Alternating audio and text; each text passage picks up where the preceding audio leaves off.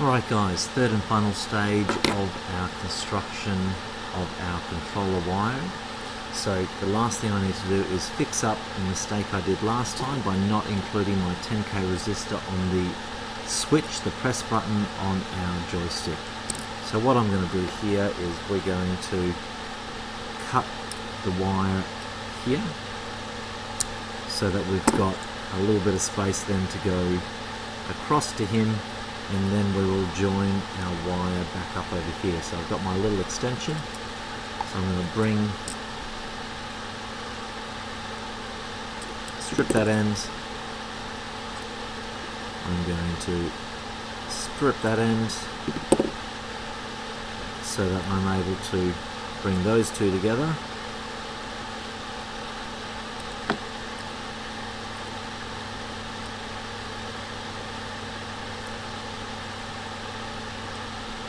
Okay, let's solder that back in place.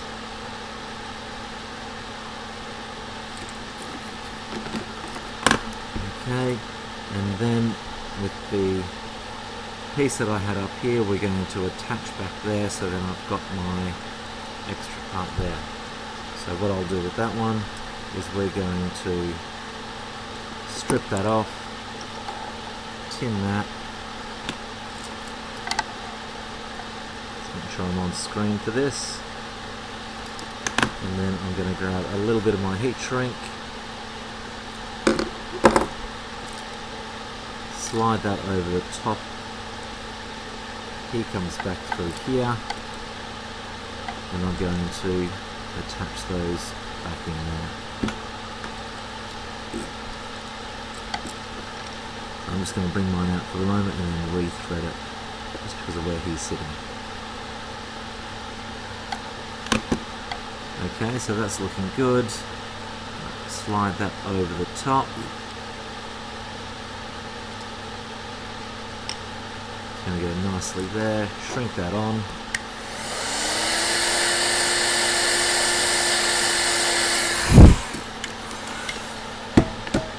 And then we are ready to try this again. So, strip that off. I've got my 10k resistor sitting here, so where this guy wants to go is he's going to attach onto that end, go onto my switch there, which then will give me my signal for that switch to be able to attach on. So I'm going to basically do these bits first, and then the final piece will be attaching my resistor through that. So I'm going to shorten my resistor a little bit, tin both ends, and then join those together.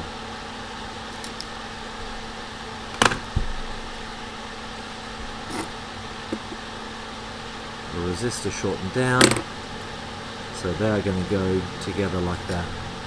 I'm going to reverse so I've got a little bit better access.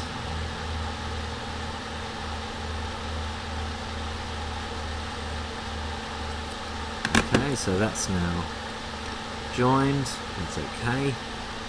I'm going to grab a little bit of my heat shrink, slide that over the top, and then put that in place.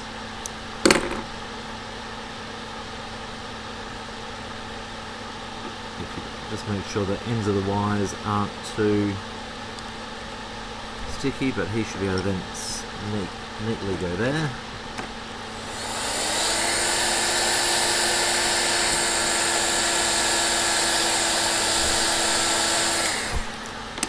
Beautiful, he's there. And then before I attach this to that end, I'm going to grab my green wire, in this case for my signal, and I'm going to attach that. But probably before I do that, I'm going to get the other two, I'm going to get this set up ready to go. So he wants to go on there, and then attach onto the next one. So trim that down. I've already got that end tinned. Let's tin this end. And then this guy, nice and carefully, get that set up.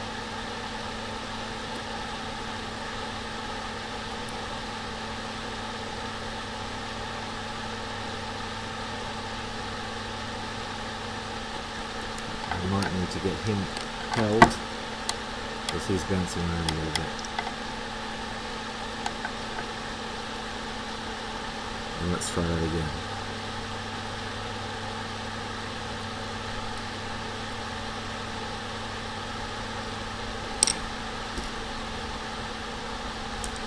Not quite happy with that yet.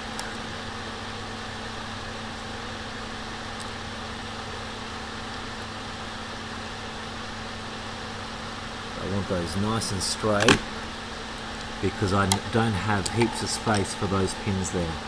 So he's ready to go on once I've done those other two, but I'm not going to do that until I've got space after doing the X and Y. So he's sitting there, he's just going to wait until I'm ready for him. Okay, so then slide him out of the way, slide that one out of the way, and we can start building up our next ones as well. So he's there, ready to go. So from here it should be a fairly straightforward process. I'm going to now connect each of my signal wires through. What's going to be really helpful is probably labeling these as I go through. So that guy's going to go onto there. So both of those are already tinned. Bring this guy here. I've got my heat shrink on in preparation. Then heating both of those up. A little bit of extra solder on here will help that transfer go a bit faster.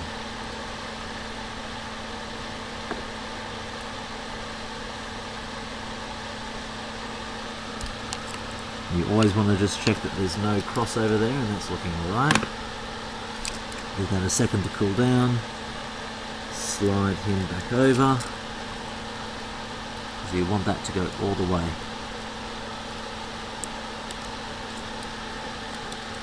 And sometimes if you've got a little bump on that, you can give it a little bit of a smooth over again nice and quickly, and that's alright.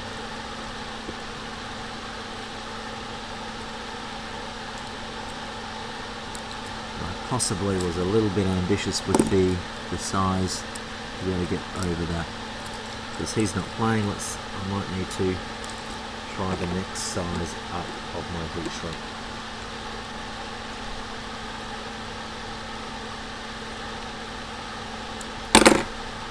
So let's try that slightly larger, got a bit more play, and then he slides over alright, so that's good.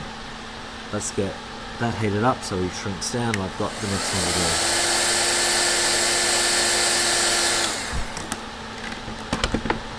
So what would be helpful at this point is if I put a little tag on this, follow it through to the other end of it, and add a X for that so I know which one that's going to on the other end. So next one's going to be my Z, or my Y, sorry, and I'm going to do my yellow there so I don't double up on what I've got. Grab my little piece of heat shrink and add that on to the next one.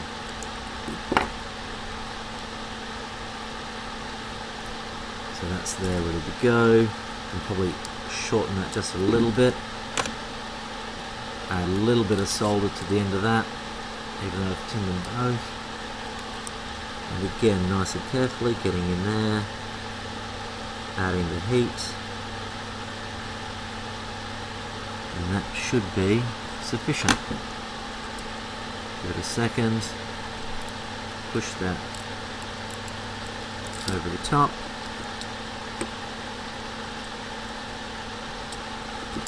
And that looks good.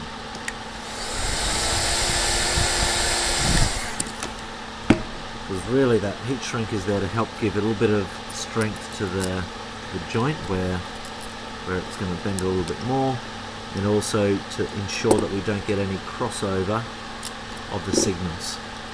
So he now goes on that last point there, just a touch more on there won't be a bad thing. And let's get him in place.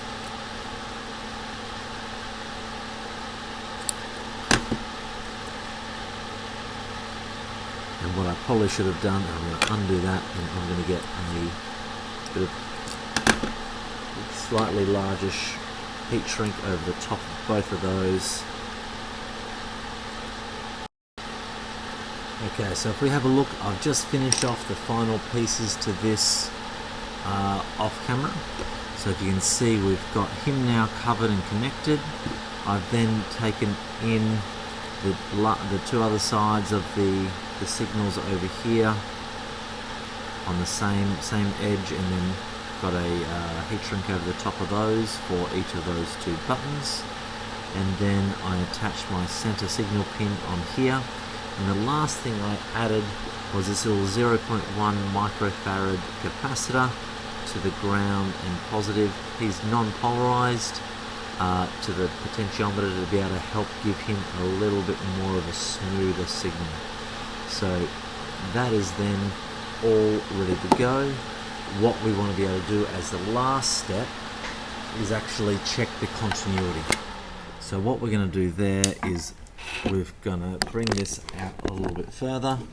We're going to bring our multimeter in up to the center point, 2 selects across to the continuity.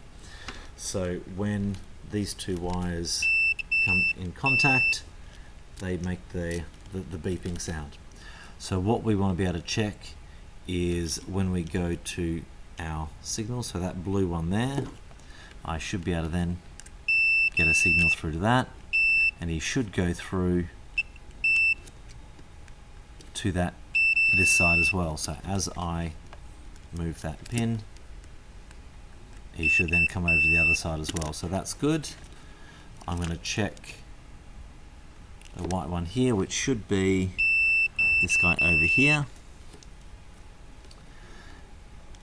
And I want to go through and just make sure that I've got each of mine correct. I can use the bits up here as we go through. Okay, so if you go through and check each of those, what I should be able to do is, if I go to my 5 volt, and then I'm going to use that white one that I've just done before as an example, he should beep there. So that's showing what I want. And then as I press this, so these ones are a normally closed button. So I'm pressing the button and it's breaking that, which is what I want to be able to see. So I want to make sure that we've got each of the wires that are connected how they want to be.